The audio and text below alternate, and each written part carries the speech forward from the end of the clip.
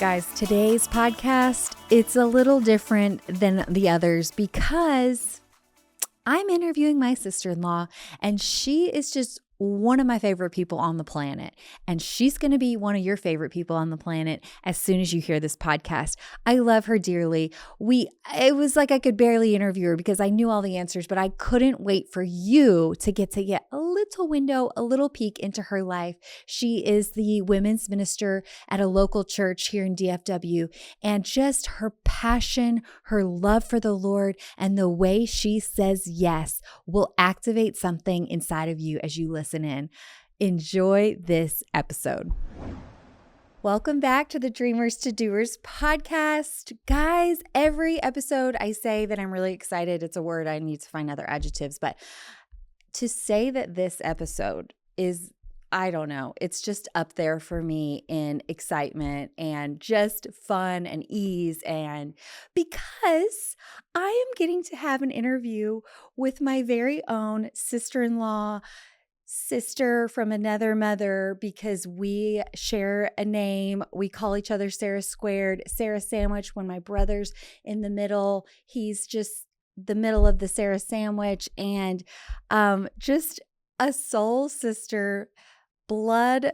I don't know. I love you to itty bitty pieces, and interviewing you will almost be harder than interviewing anyone else because I kind of probably maybe know the answers and I know where you're going, but I am just so excited for our listeners to actually get to hear just kind of an inside look and behind the scenes of what makes you who you are. And I am really honored to have you on today, Sarah. I just love you dearly and can't wait for everyone to get to hear a piece of your life and your story.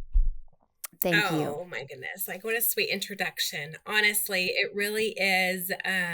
You're the sister that I always wanted, that I never knew I needed. Oh, And having known you since you were 16 years old, it's like I've been able to have a front row, literally a front row seat to everything that God has done in your life. And, anytime I get to be in a partnership with whatever you're doing, it's always a yes, because I just love you so much. I love you too. And it's so crazy. It is always a yes for you. But I feel like that's one of the things I was excited to talk about because it's always a yes for you no matter what. I feel like you are one of those people I admire so much because when an opportunity arises, when the Lord puts something in your heart or in front of you, girl, you are all in. And we were just laughing about this a second ago. We're kind of both a little bit like that. So anything she's doing, she will call me and be like, hey, you want to come? You want to do this with me? And I'm like, okay, yeah, sure. And then vice versa. I'm like, hey, I need to get you on this podcast. Do you want to do this with me? Oh, okay. Yeah, sure. I mean, you are a yes. And it's beautiful to see how your yeses, the action that you've taken on your life, have brought you through, not even just to talk about where you are today in your role of leadership, but the organizations you've started, the conference that you just said yes to hosting in Africa. I mean, all of the wild things that you have said yes to, the impact that you've made on your community and all of the people that you reach. Sarah, it's incredible. And I don't think everyone has that gift. Okay, so tell us a little bit about the role that you're playing today. I mean, I kind of touched on several things that Sarah's done so many different things and started different organizations. But what is the role that you're playing today? So I am currently serving as our women's minister at our church home. We've been here for 16 years, and the opportunity came up for me to step into the women's minister role 3 years ago. So it was definitely one of those things that I wanted to make sure that it wasn't going to, I don't know. There's a lot of behind the scenes that happens in church. And I didn't want to say yes unless I knew that I knew that I knew it was God has called me specifically at this time for this moment. And so it's So been did 3 you years. have a moment that you felt like you knew, okay, this is kind of my next step? Yes. You did. So, you mentioned that I had done some previous things, and I will touch base that I haven't been an always yes girl. I haven't always been, here I am, all in. I haven't. So we'll go into that a little bit more and what actually led me to that place. But I had the opportunity to do some nonprofit work and to work with teen moms. And so I had actually interviewed for this position 3 or 6 years before I actually accepted it, knowing that the Lord was very clear, you're not going to get the position, but I want you to walk through the process. And so I went through the interview process, and it probably was one of the very first times that I stepped out of my comfort zone, and I never really saw myself as a leader. But knowing that on the other side of that interview, it would be a no, I knew who was interviewing and who would get the position. But when she contacted me after a few years in the role and said, "Hey, your name came up. Are you still interested?" I knew that was an opportunity for me to say yes. But I mean, would that have really been an opportunity had you not been obedient to step out and do something highly uncomfortable?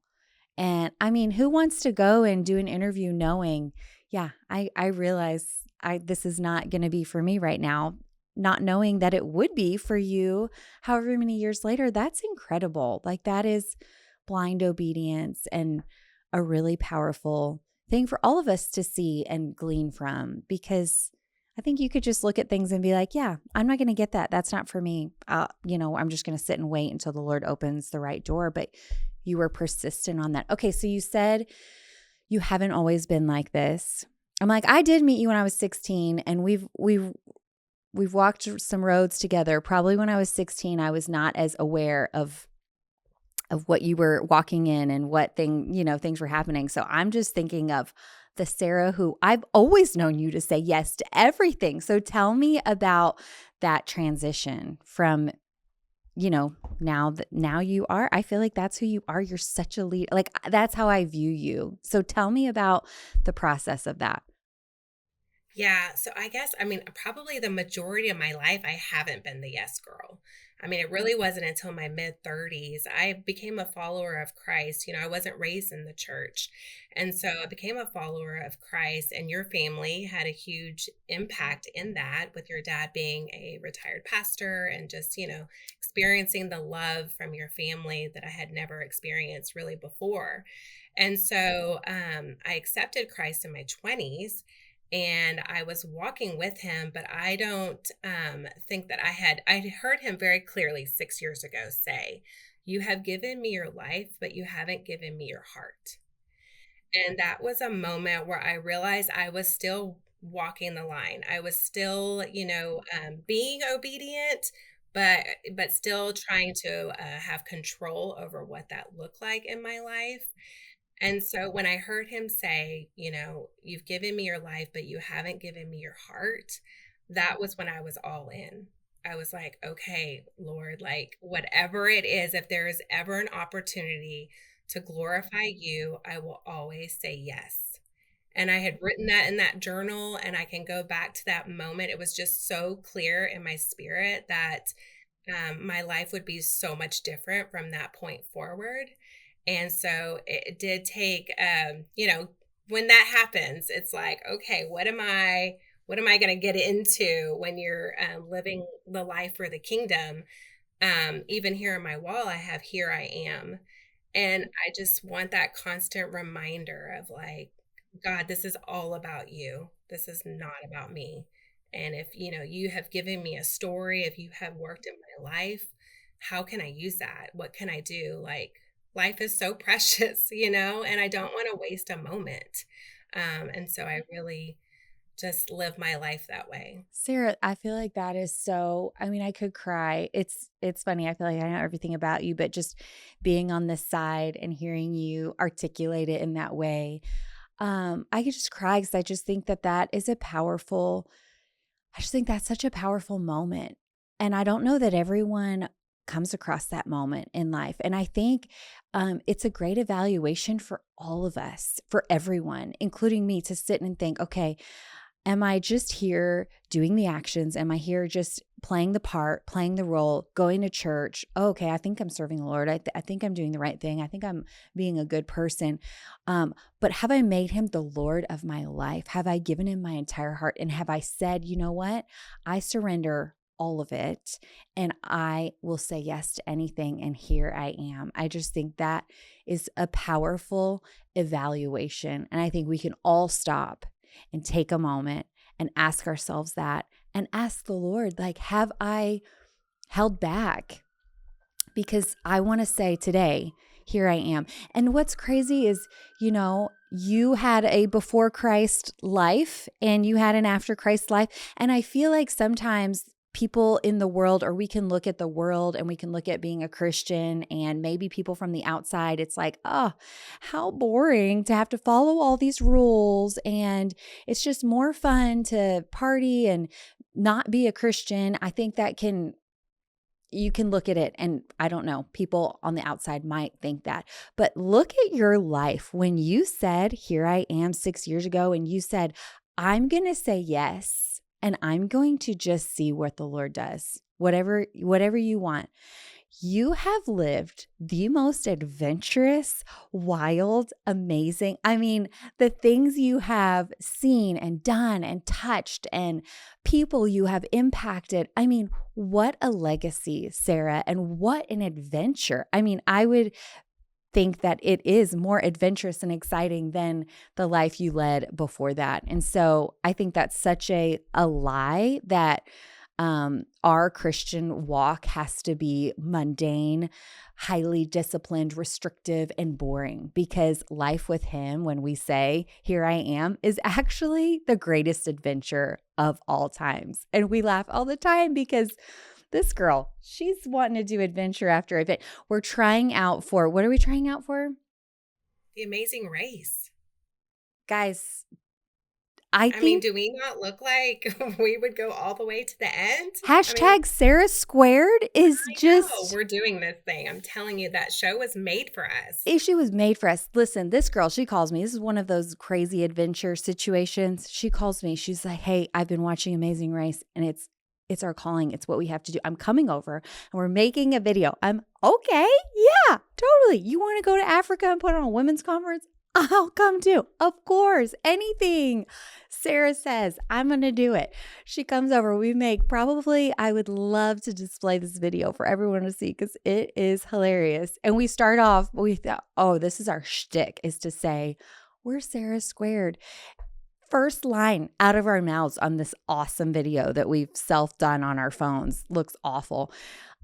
We both couldn't determine if it was Sarah Square or Sarah Squared with it. And then we're arguing about which one it is I'm like, these people are going to pick us. We are made for this. Anyways, that was a side note, but that is to say that life with this gal is quite the adventure.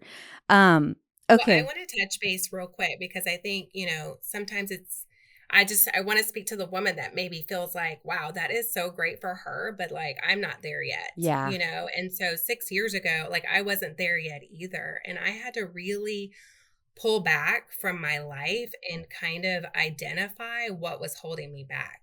Because I feel like if we can't identify what the thing is that's holding us back from living all in for Christ, then we can't walk in our God given identity.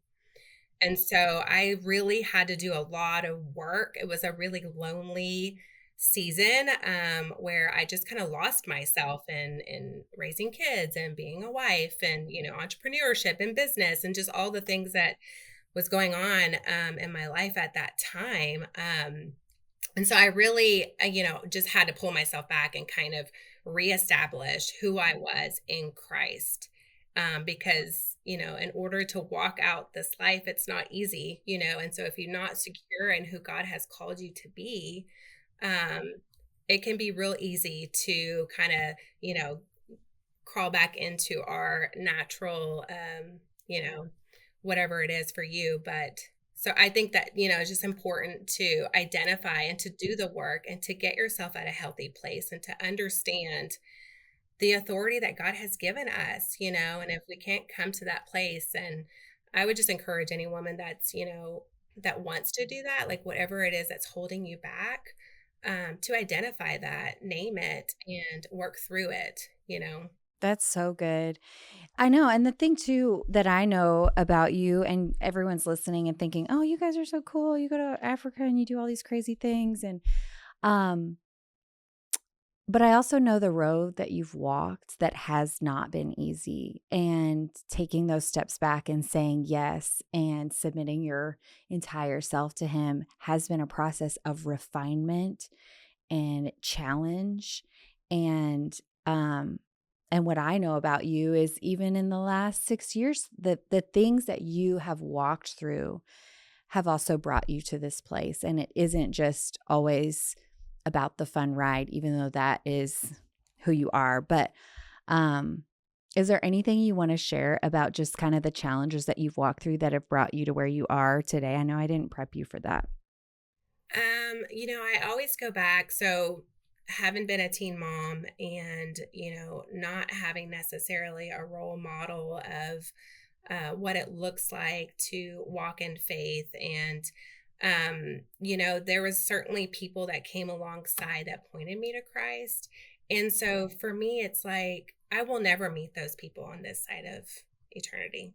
Like, I'll get to see them in heaven and thank them for the ways that they anonymously poured into me by leaving random notes, on my desk that never had a name attached to it. But, um, I just think, man, the way that the Lord pursued me and the way that He cared for me and His provision over my life, like, how could I not, be all in? Like, there's so much work to do. It's almost like there's a sense of urgency in my spirit to, I just desperately want the one woman to know how cared for she is and how loved she is by God. So, because I've experienced it myself, And so I think my testimony is what drives me and my passion to be all in whatever it looks Yeah. like.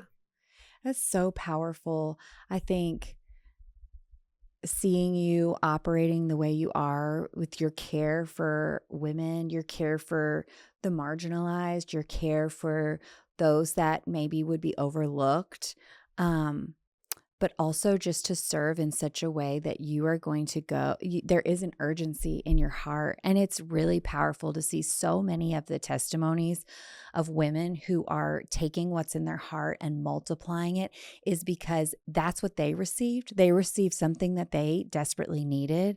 And so, but you didn't keep it for yourself. You didn't just decide, oh, I got to know the Lord through the family and through these random acts of kindness and these people writing notes, and I was helped by all of these people and all of these things. You didn't just keep that for yourself to have a good life. You have 5 kids. You could just stay home and raise those puppies, like that would be and just take it for you and build your own life and your own kingdom and your own happiness and your own security and your own comfort. But you said, "No, I am actually willing." There is so many people that were in my position or that needed that touch that I that need that touch now that I had back then, and I am going to multiply what God has given me. I'm going to take the loaves and fish that he has provided me with, and I'm going to let him break it and bless it, multiply it, and I am here to give it out, and I am going to apply for this job, even though I'm not going to get it 6 years later. And I think even you probably entering this role, not having all of this training, it's not like anyone came alongside and said, "Okay, Sarah, let me teach you how to lead. Let me teach you how to lead in a church. Let me teach you how to lead a women's organization." I mean, how has that been for you to just kind of walk this out and feel I mean, across the board, every person that has stepped out in something that God's placed in their life, they don't feel equipped. So that is just across the board. Every woman is saying that. So how is that? How did that feel for you walking into this role?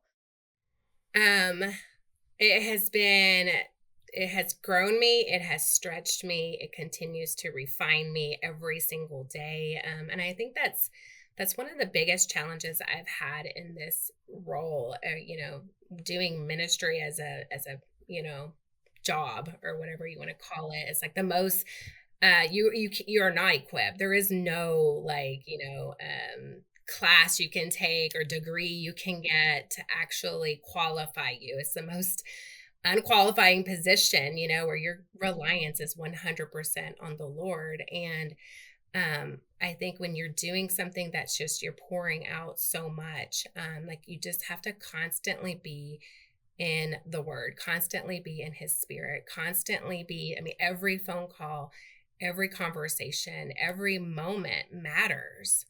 And so it's like it is a constant surrendering. Like there's no way around it. You can't do this fabricating anything. It has to be from him. I mean, you can't manufacture ministry. I mean, I guess you can, but I don't it's not going to transform No, lives and it's not going that's to be right. sustaining for sure. That is So, powerful. You cannot manufacture ministry. yeah.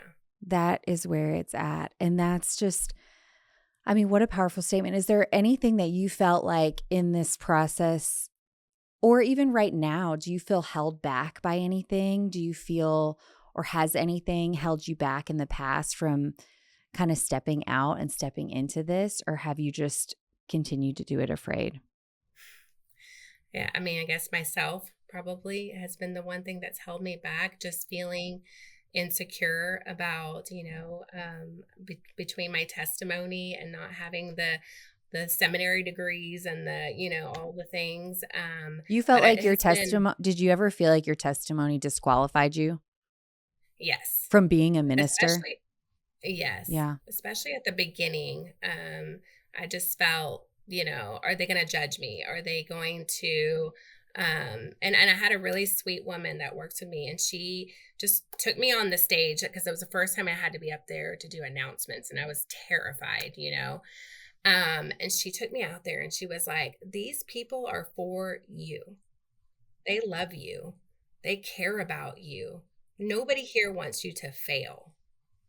And that was so powerful for me because I think as women, we can, these lies are so easily crept into us where we just feel like everybody's against me. They're going to pick me apart. They're going to judge me. They're going to, I'm going to fail in some way and everybody, it's going to be on display for everyone to see. And it's like, no, these people actually love you. They care for you. I mean, they want you to succeed. And so once I was able to kind of like, okay, God has called me here for this time in this church in this community for a reason. How long it'll be, I don't know. It's not my end all be all. It isn't, my identity. It's what he's called me to in this season. I don't know what the next one looks like, but um I hold it all very, very loosely. That's so good. What are you dreaming about for the church right now, or for the women that you are ministering to? Um, I see a lot of women feeling overwhelmed, women feeling stuck, women feeling, life is hard. I feel like, we know there's so many things coming against us, and we have to be, an advocate on everything. We have to know, we have to know about medical and education, all the things. And so I just deeply want them to know they're enough right where you are. Like you don't, like he loves you, he knows you, he cares about you. Like you don't have to strive. You don't have to do, you can just be. And that's okay. And that's enough. Um that's just my heartbeat is just to for women just to release like whatever it is that's keeping them from moving forward. Um, that's my biggest hurt for the women that walk through our church. What would you say? What would you say to yourself when you were, what would the Sarah now, the life you've lived, the trials you've walked through, the victories, all of these things, being a women's minister now? I mean, you may have never anticipated that would be your life, but what would you tell the Sarah Maybe the Sarah that was just getting married to my brother Dan way back when, and life's kind of just unfolding for you for the first time in a new way. What would you tell yourself? Young Sarah. My young, my younger version of myself. I know I thought about that 10 years ago. Okay, so my kids were 16, 12, 6, and 3, Okay, and we that's hadn't crazy. adopted our daughter yet. So a lot has happened in 10 Yeah. years. Okay, so pause right there. So your kids now are how old? 26, 22, 16, 13, 10. And the 10-year-old, and these are my nieces and nephews. Like, this is a span. I probably wouldn't have been able to say that though, even though they're related. And your oldest is married. So you're now like learning the really big family moments. And then the next one has a very serious girlfriend. And then Brooklyn, you adopted later on. So that would have been you. She was how old when you adopted She Brooklyn? was 3. She was 3. Yeah, Okay. she was 3, yeah. So, okay, so 10 years ago, these are the ages. There's 4. What Yeah, it 16 down to 3. I always joke like we were literally doing driver's ed and potty training in the same moment. It's like pull over, your sibling now needs to go to the potty. Like, it was just such a wild ride. Um, That's that's awesome. so fun.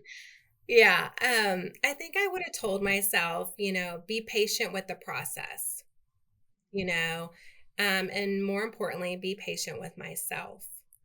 I heard this saying the other day, and it really stuck with me. Submission will always take you further than your ambition. And, when we talk about dreaming, yeah, submission will always take you further than your ambition. And we talk about dreaming, it's like God's timing is everything, and if I would have just given myself more patience in the process of what he was doing, Um, I think I was just such in a rush to like get there already, but there was so much obviously he was cultivating in those years, that really was all about surrender to begin with, you know. How do you combat that now? I feel like we're in with social media culture, hustle culture, girl boss culture. Like, how do you combat those outer things kind of coming at us that are honestly probably so opposite of maybe the pace that the Lord is asking you to walk in? What are some practical things you feel like you do? Yeah. Well, and I think the Lord has really gifted me because I've come to know that not everybody operates this way, but I am very much about like being in the moment and being present. And so I have put in some boundaries in my life to, you know, ensure that I can try to be as present as possible, whether it's in this podcast, sitting across the table, having coffee with someone, working out, being a mom at home, like to really kind of shift gears in a practical way, of just like putting the phone away at night, not scrolling. I mean, we can give all the tips and tricks on how to do that, but I really feel like it's just how can I be present in this moment? Because this moment is all we have. I mean, we are not guaranteed the next, and so I just really try to whatever I'm in, whatever he's called me to be, like I ask the Holy Spirit to help me be present in this moment because I want to be fully engaged. I want to make sure that person knows that I care, that I love, that I, you know, and so I don't know. I hope that answered your question. I don't really know Yeah. if I did, but No, that's um, and I've heard that a couple times too in some interviews of just learning how to not worry about tomorrow or be upset about the past, but to really live in the moment. And it's the most fulfilling thing. And I think it's the hardest thing for us as we are teaching and training about how to partner with what God's doing on this earth and dreaming. And there is this level of just almost angst that kind of comes with that. And so when you can see what we're so contrary to the way the world would dream and the way the world would say, this is success. This is how to move forward. This is what you got to do next and how to be. And so I think sometimes we hear, okay, we're dreaming, and we kind of parallel it with the way the world would do it. And the way the Lord is asking us to do it is actually opposite, which is his pace. It's submission. It's letting go. It's not pressing forward. It's not striving. It's actually the opposite of all the things we're kind of ingrained to do. And so I think that was really helpful and makes a lot of sense and feels very practical. Are there things right now in this season that you're walking in your family, in ministry, in a role of leadership? Like, what is some of your greatest challenges right now? Well, we are blessed. In our community, the way that our church is kind of in between a lot of other metroplexes, we have seen a tremendous amount of growth, which I know not every church is experiencing that right now, but it is like up by 17%, I think is what they said, which is amazing. And our summer Bible study had the most we've ever had, almost 300 women attend. And so, that's amazing. Got that the growth is there. But for me, the biggest challenge is like, is what I said, is the one woman. My burden is to that somebody would walk in and walk out feeling the same way. Like they didn't,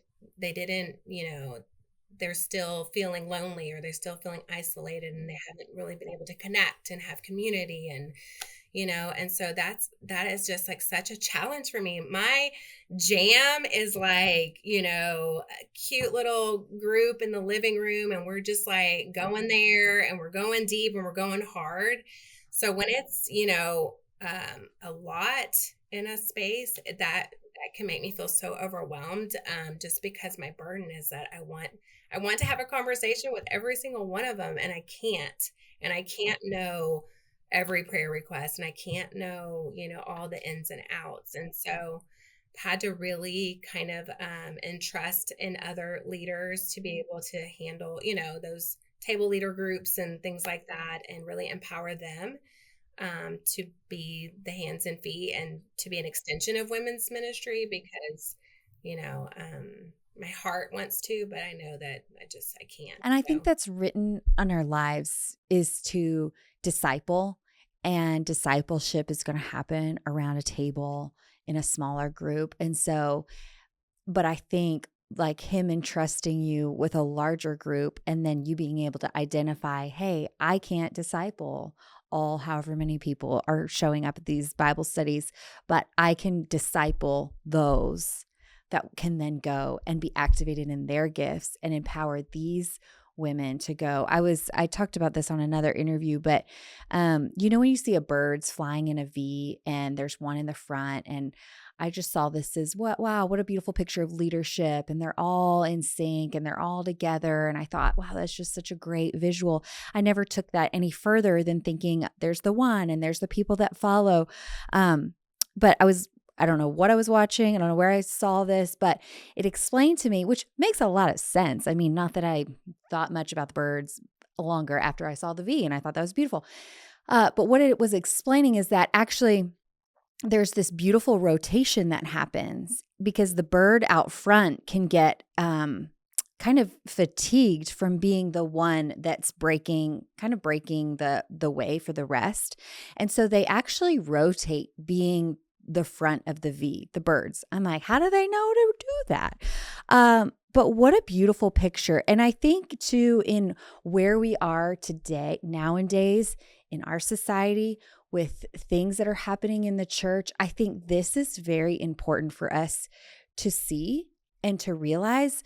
Obviously, there are people who are pioneering a vision. There's leadership. There's people out front. There's people ahead. But it's also so important that we make sure we are multiplying what's on our life and allowing others to kind of take the front, to take the lead, to be a disciple to other people, to be activated, to be for them to impart what's on their life to the people at their table. and in not just be the one person all the time. And so I just think that that's it's powerful. And I think discipleship is what's really written in our hearts. And so if figuring that out in larger groups is difficult, but I think the Lord's giving you strategy on how to do that. And I think that's I just think that's really important to understand and to see that, oh, okay, I'm not just going to show up just to see Sarah and then go home for the day, or just to hear Sarah give a message, or just to hear Sarah set up and tell me something, to set it up in such a way where, okay, we've empowered these leaders, and it's not always going to be me. I'm not always going to be able to I'm not going to be able to have coffee with 300 women, And so I think that's a powerful thing to know and to understand. And for people who maybe aren't in ministry or don't understand how all that works, to see everyone's needed. And that's the beauty too, to say, oh, it's really great for you, Sarah, because you have this role and you've been identified as a minister and you have the title. But I just work in a cubicle for Bank of America, or I just stay at home with all my kids. And so I don't have anything to offer or give. And no one's identifying me as a minister, but I think it's understanding that Sarah can't do it all. And Sarah's not going to be able to sit across from every single person. And so we do need the Christian women who are in the cubicles or doing things that they don't deem as ministry to really rise up and be able to share the gifts and the things that God has imparted into their life. And so I think that's a really powerful answer. I'd love for you to talk to the woman listening right now. And I'm going to switch this up on you a little bit, but will you talk to the woman who's maybe disqualified herself because of her past? And she does feel called. She feels like she has something to say. She feels like she feels like she's supposed to invite a few gals to her house and start a Bible study, but her past has held her back. She doesn't feel like she has that title, so she's not going to step out. What would you say to her? That reminds me of when I first ever led a Bible study. I led it at my gym in the cafe, I love that. because I was already around a group of women, and we were already working out together, and I didn't know where they were in their spiritual walk, but I was doing this Bible study, and it was like I was doing it myself, and I thought it was like really great. So I just invited a few to join me in the cafe after we worked out, sweaty and gross, and we did this Bible study, and it just reminded me, like, wherever you are, like, just be willing. And I have, I have owned my story. I have owned it, and I am not afraid to share it. I don't want that to be, a label per se, but I don't shy away from it. I don't ever, I am authentically who I am. And, it may rub some people the wrong way. I'm sure it has at some point. But, I remember we were sharing a testimony, and somebody had come up to me afterwards and told me that it was rambling and it needed to be buttoned up.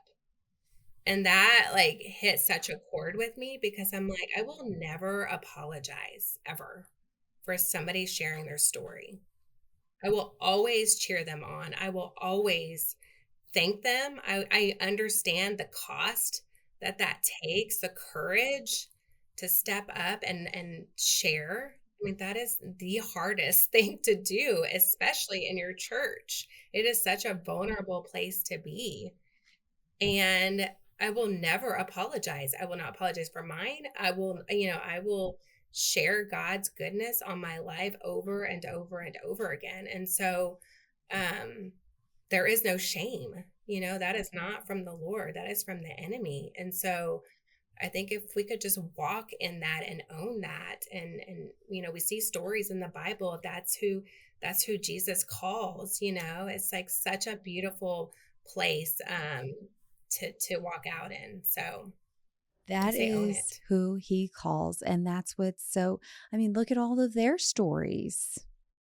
he didn't pick the polished ones.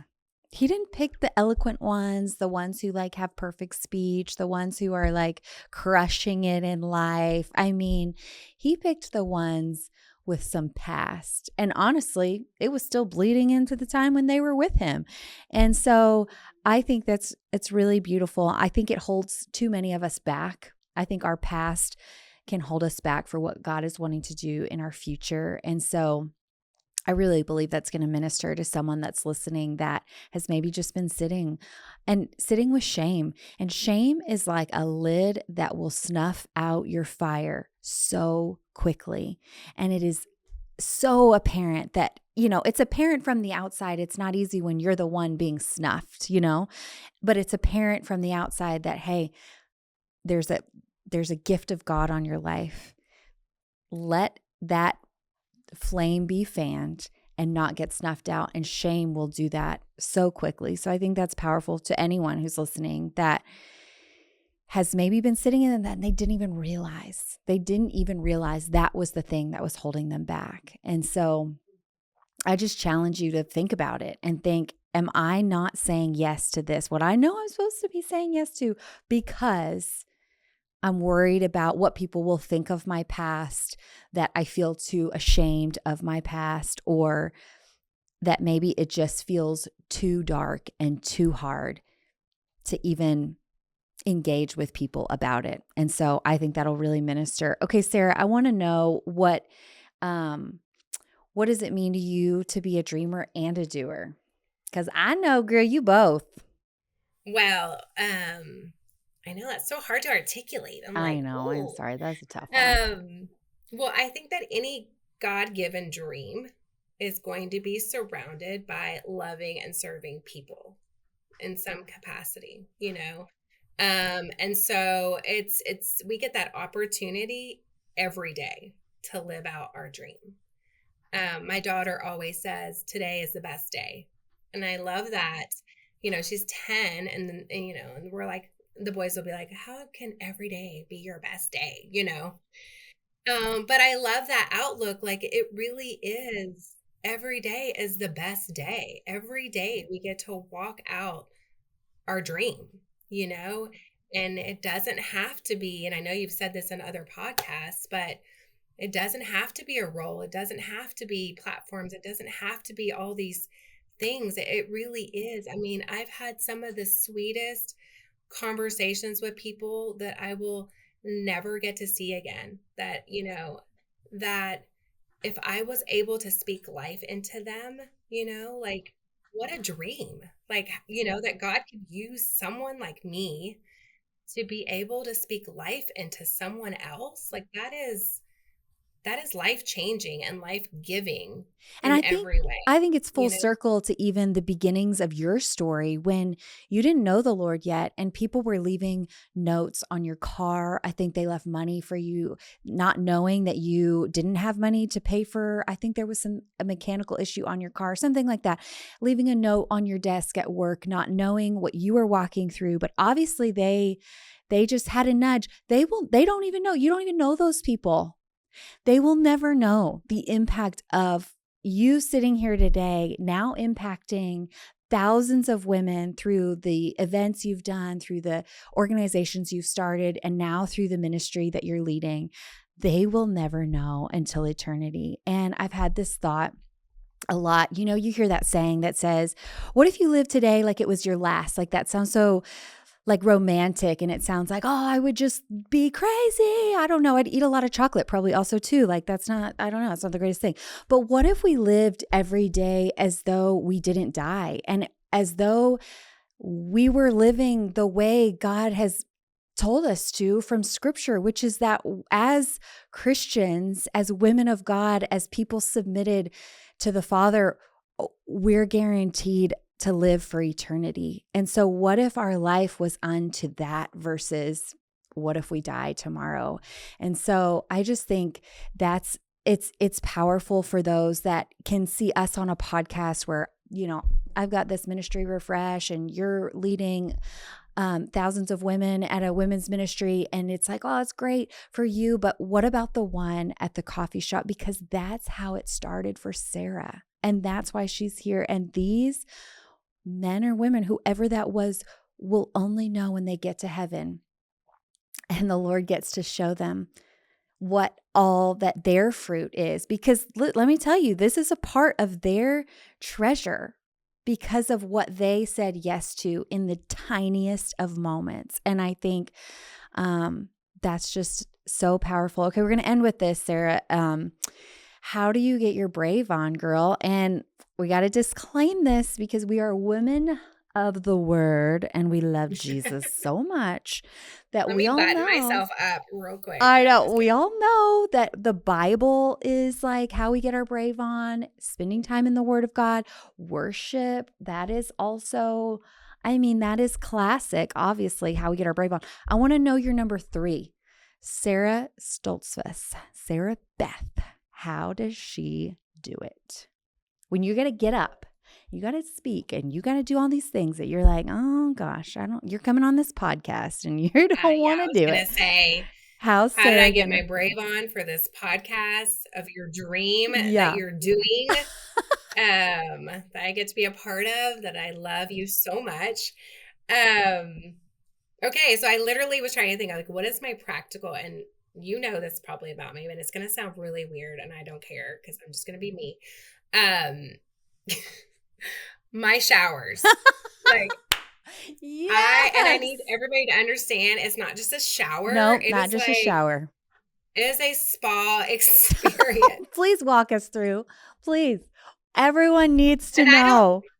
I think because I have 5 kids, that it was always the place that I could just go and just, I don't know, I close my eyes and I just imagine myself on a vacation under a waterfall. I don't know. Okay, also, Like, can I add, you might make me delete this. She has a chair I have a in chair in my her shower. Okay, but I don't have a bench. If I had a bench, I probably wouldn't have a chair. So let's disclaimer, I don't just have a bench and a chair. I have no bench. But yes, I have a chair. I have my spa shower mist that has eucalyptus. I have my towel warmer going for when I get out.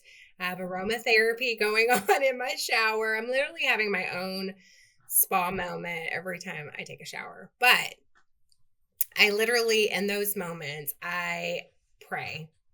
I really pray because I do not want it to be about myself. If this podcast reaches one person to own their story, to do the next thing that God's called them to walk away from shame, it's worth it. Every time I'll always say yes, and I'll not apologize for anything I've ever walked through. I'm an open book, if you want to talk about marriage counseling and, you know, all the things that come with raising kids, it's like, it's worth it, and there's too much at cost to not be all in. And so I sit in my shower with my eucalyptus 45 and I minutes just later. remind myself, yes, 45 minutes. I know my water bill is not the most eco-friendly probably, but it truly just, as he washes over me, I'm just pouring out, and I just want to honor him in everything that I do. And it can make me emotional thinking about it because he's done so much for me. And I want that for everyone, every woman. Wow. Sarah, I just honor you for the life that you've led, and not just the role you hold, but just for who you are. And you have been a deep, deep source of just inspiration. And I think that word's even too light because it's just more of my life is transformed when I'm with you. And so I'm really thankful for you. And not just because we're crazy together, but because you really do.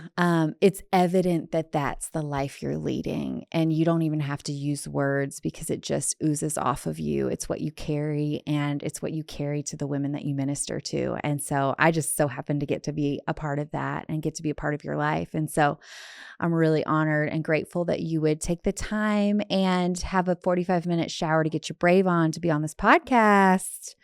Thank you, my sister. I just really appreciate you not saying, you know what, I'm going to get over myself and I'm going to get on podcasts and I'm going to do it. And we're going to find some lighting in my office and we're going to get on the camera and do all of the things. So I just really honor you. I love you. I appreciate what you're doing for the community, what you do for me. And until next time, sister, this was a great episode. Thank you so much for listening.